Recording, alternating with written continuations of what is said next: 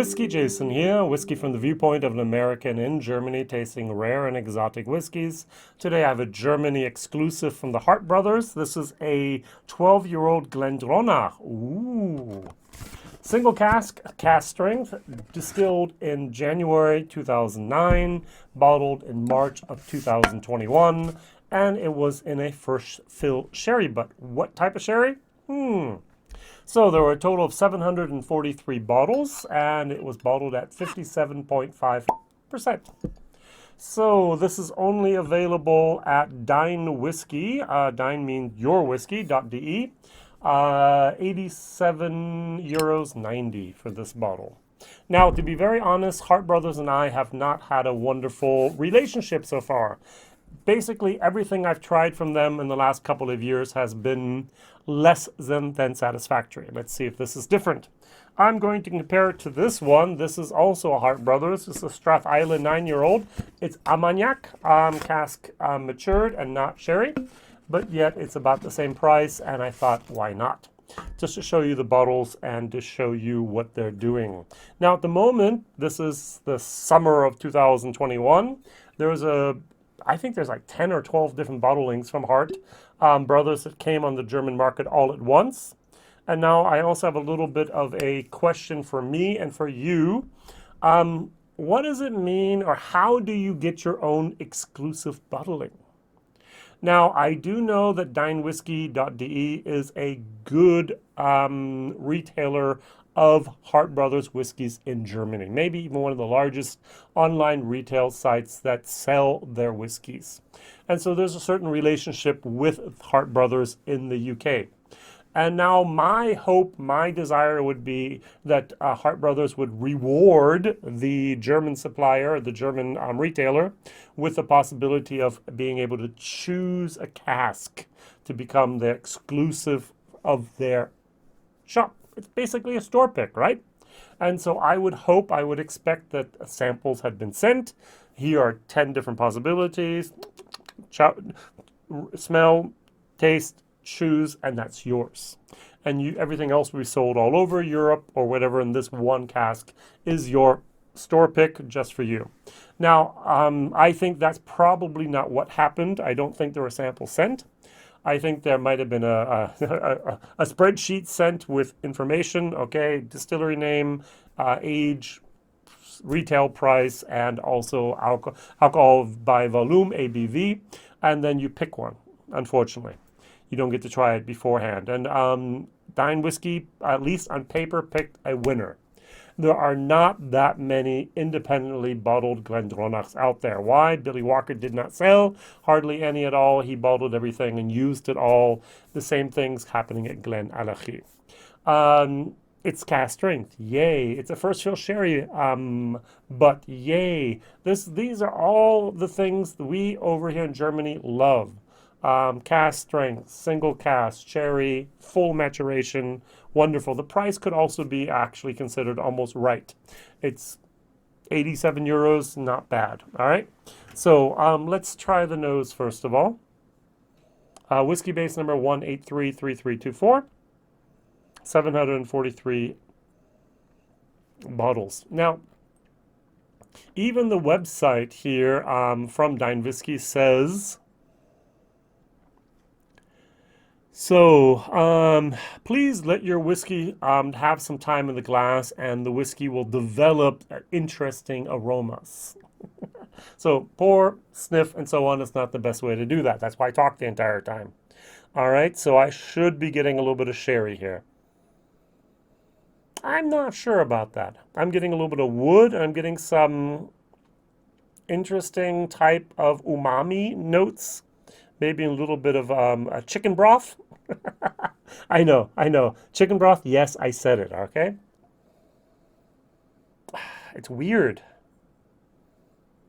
It might be a little bit of like a nutty walnut toffee moment, but it's not what I expect and not what I would hope for. A little bit of grassy moments as well.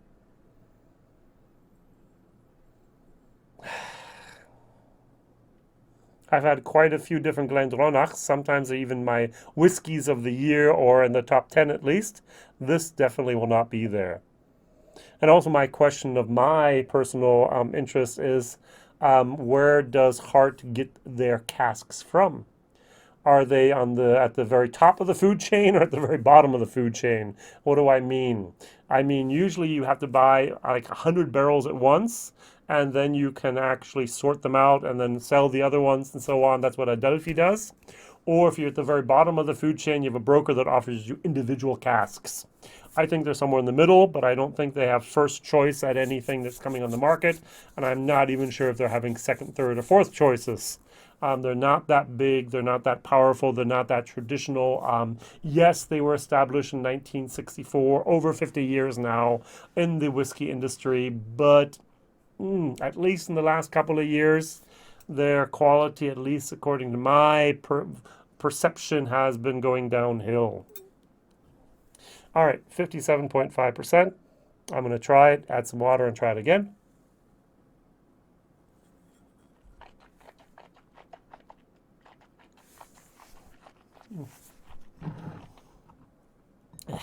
Wow. I would even say some type of like an off notes here. This is unusually weird. It is strong. I must admit that. But it's not a strong alcohol burn. It's a strong, overpowering type of bitterness in there. Not wood bitterness, but just a bitterness. I get prunes, a little bit of like a peppermint moment. A little bit of bitter coffee.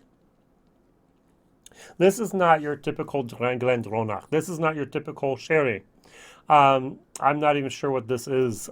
Is it maybe a cream? Is it a mixture of Oloroso and Pedro Jimenez here together?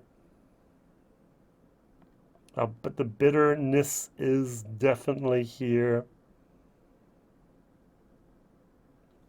Too much for me. Cheers, the second time with water.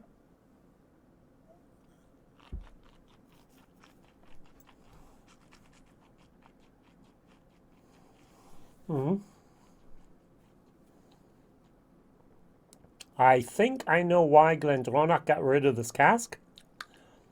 It didn't develop like it should have.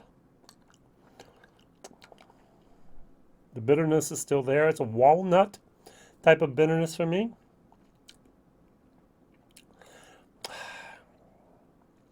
The whole time I'm kind of thinking, is that really American oak, or is that like a European oak that's added onto here? I don't know. This really isn't my cup of tea, to be honest. I've had great, fantastic, mind-blowing Glendronachs. This does not go in that category. It's a D plus in my book. Value for money is a solid D. On paper, it looks like it's a good value, but in the palate and the taste, it's just not. I'm going to try to go down to my 30-some% here and see what happens. I'm going to water down my watered down whiskey.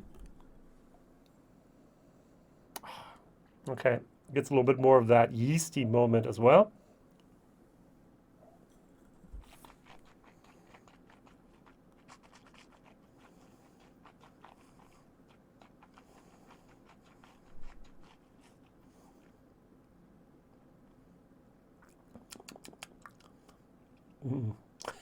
I'm sorry. Not something I want to buy and try again. Okay, good. Armagnac is something a little bit different. Actually, some of my friends bought me an Armagnac from the decade I was born in the 60s, which was a great present, and I've tried that a few times. And so when I try this, I get the Armagnac more and more on the nose and as well as on the palate.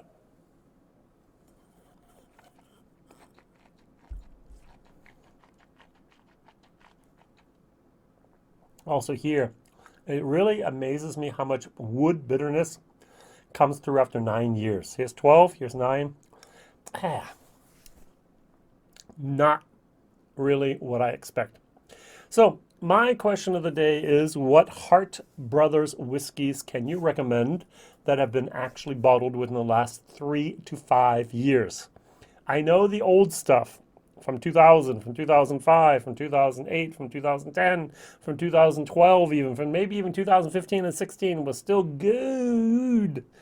But this stuff from the last 3 especially years has not been up to par.